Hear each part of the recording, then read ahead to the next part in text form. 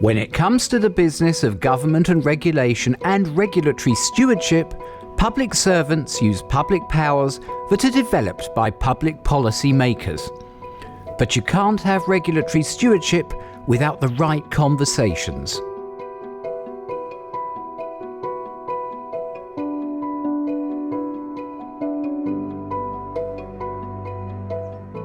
Kia ora and welcome to the programme. For thousands of public servants up and down the country, the story of how policy comes into play begins in the building behind me, Parliament, at least formally speaking, as either new or amending legislation. Alternatively, it could begin next door, in the Beehive, as regulations or even ideas produced by a minister or party as a result of manifesto commitments. But the story starts even earlier than that. The policy design process is a big prologue to that story before it ends up affecting real-life people and businesses on the street and the environment more widely. In this series, we look at how certain conversations can make regulatory stewardship really work. And in this episode, we look at how policy and regulatory practitioners can make policy design work even better through early collaboration and conversations. If you're one of the thousands of regulators up and down the country who could help shape and influence the design of the laws, rules, and practices that you carry out, or one of the thousands of policy practitioners who designs the policy, then this programme is for you. That's because we look at the 7 friendly tips for conversations between policymakers and regulators when it comes to policy design. Now, much of what we say can also apply to conversations between regulators, policymakers, and interested stakeholders from the public too. But why bother with it all? Regulatory quality follows quality policy.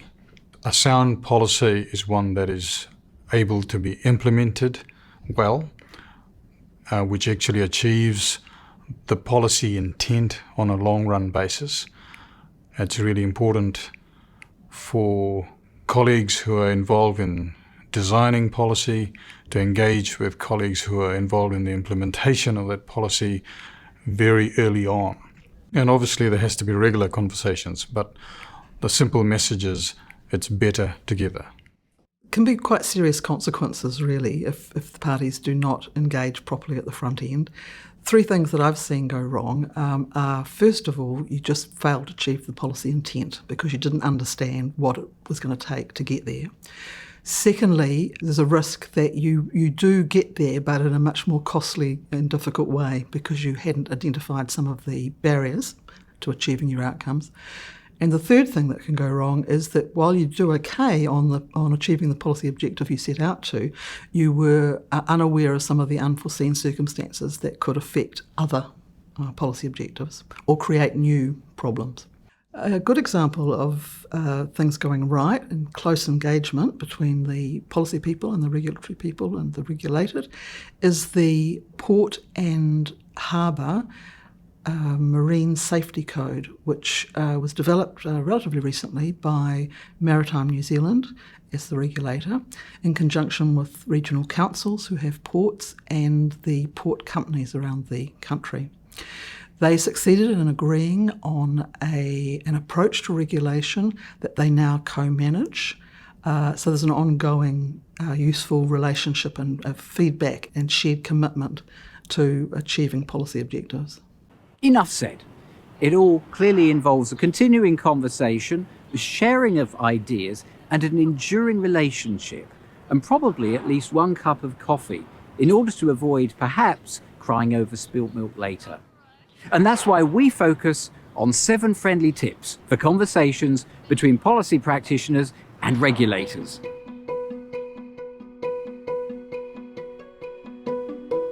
Engaging early is key. Policy design matters, and those advising on the implementation of the design can help advise on its merits. It's the recognition that impact drives design. Regulators have something to say, and at an early stage, regulators see and observe regulation at work. This generates ideas and can lead to solving problems. Solving problems is what policy design is all about. So if we think of regulation as a policy tool, then good regulation depends on good policy. It's an end-to-end process from idea to execution and back again. So policy design needs to include how that policy is going to be implemented as well.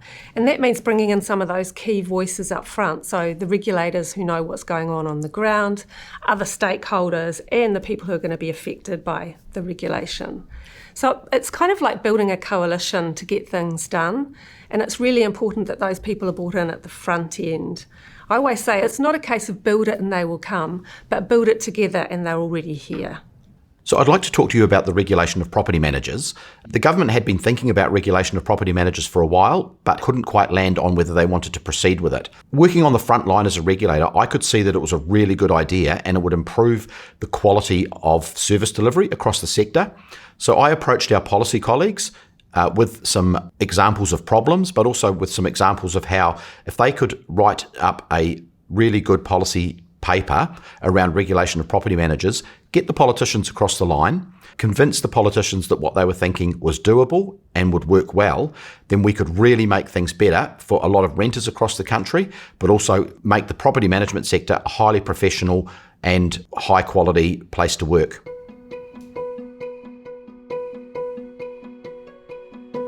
Each player has different accountabilities, a division of labour, and different responsibilities.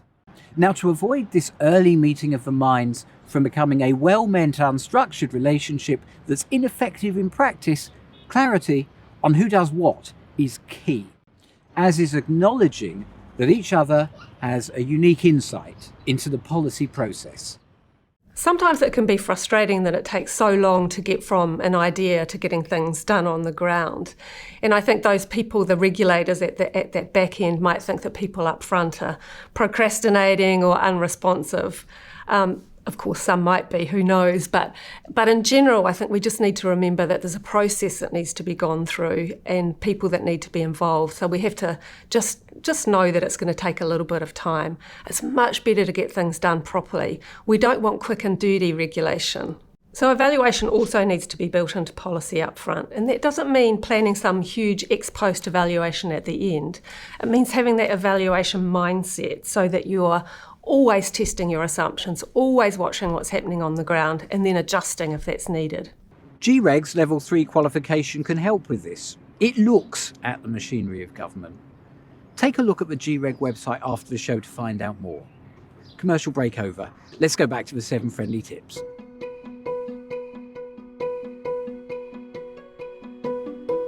It's a recognition that the output may change. Both sides need to recognise the law of unintended consequences and be flexible in their thinking. It means being prepared to move away from more entrenched positions. When you're engaged in significant regulatory change, it's really important to make time to enable the regulated parties, the regulators and the policy designers to do 2 important things. The first of those is to develop a shared commitment to understanding the potentially unforeseen issues and to find ways of dealing with them. Then secondly, as you do focus on how to get around the difficulties, it's really important to be willing to be flexible, to be able to stand back from what might have previously been your preference or your fixed position, to be willing to consider innovative new approaches to achieving the regulatory objectives. An example of when it wasn't a success story in terms of jointly focusing on implementation issues and then working collaboratively to resolve them that comes to mind is when the Accident Insurance Act was introduced in 1999. That involved many private insurers replacing the previous single insurer of work injuries, ACC. As a result of not figuring out the systems side of that before the Act was passed, there was quite a lot of chaos for people working in those GP and A&E clinics, and also for the people who turned up there.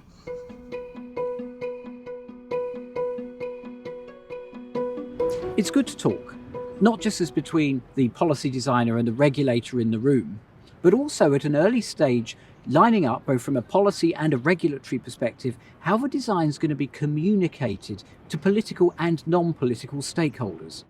It's also good to settle how the policy's operationalisation will be taught and explained to the frontline practitioner, who will have to implement through tasks and actions the policy reform. It's critical to all of government working together that policy and regulatory practitioners have this powerful dialogue. Ongoing quality communication is really critical to making regulations work effectively. Regulatory policymakers, practitioners, and also end users, those who are affected by the policy, will all have different perspectives. Bringing those perspectives together is really important to make regulation work. It's also really important that communication is two-way. So regulatory policymakers will benefit from early engagement and hearing the insights from practitioners about what's going to work on the ground. Regulatory practitioners will benefit from understanding policy intent when they implement. And then end users are going to be able to follow the rules better if they are really clearly explained to them. The Treasury has a coordination role for regulatory impact analysis, which encourages quality dialogue between regulatory policymakers, practitioners, and also end users. And keeping that dialogue going on an ongoing basis is a really important part of a high-performing public service.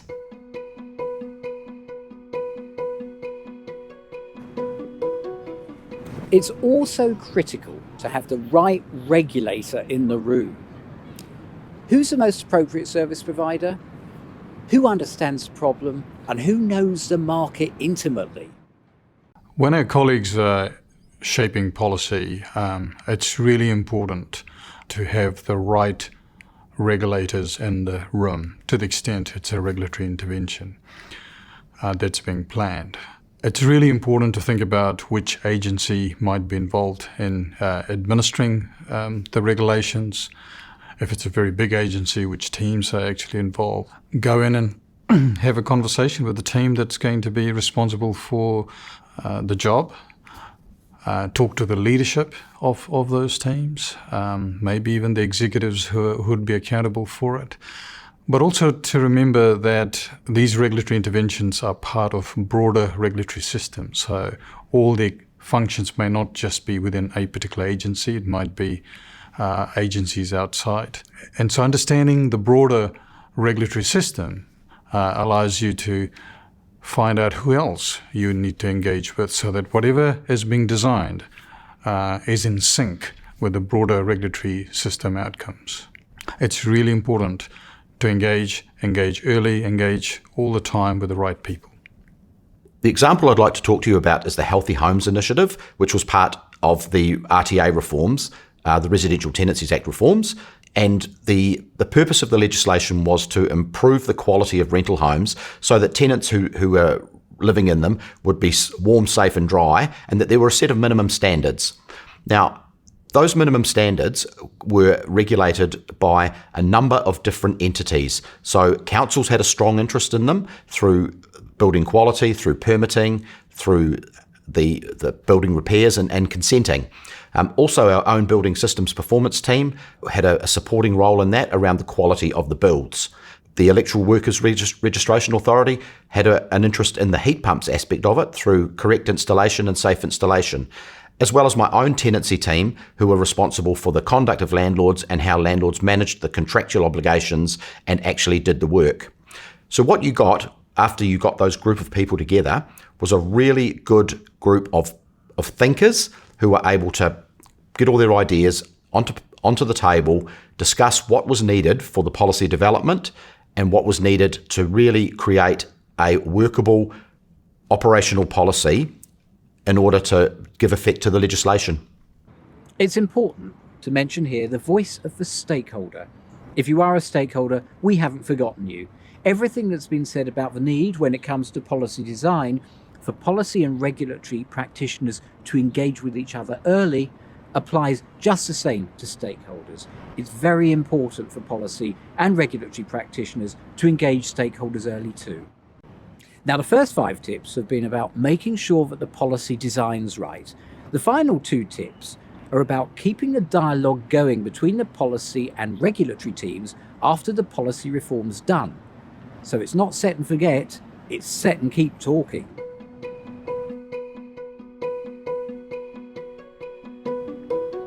Regulatory stewardship recognises this is all part of something bigger. So too is the explicit consideration and recognition that what you're discussing can have effects over a regulatory system or indeed multiple systems. Having the capability at all levels to deal with it is key.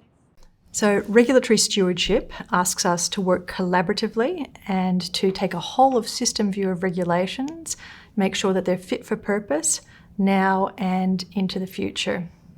Stewardship means that we need to take care of regulatory systems in the same way that we take care of any important asset, making sure that we give it sustained attention and seek improvements over time. Stewardship means that we can spot opportunities to help regulations to enhance living standards or to adapt to new technologies or to other changes in the environment. And active stewardship also means that we are monitoring constantly, that we can identify risks early and make sure that we intervene before we see regulatory system failure. Really importantly, stewardship means that we need to work as a system and not in our silos. That means agencies being really proactive and collaborative and also taking a long-term view of regulation.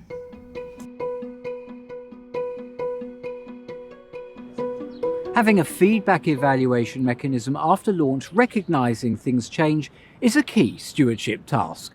The policy, once implemented, will need to be monitored and may need to be fixed again. Who better than a coalition of the policy designer and the regulator to keep an eye on it? So policy shouldn't just chuck the regulation over the fence or the policy over the fence and say to regulators or implementers, my job's done now, see what you make of that.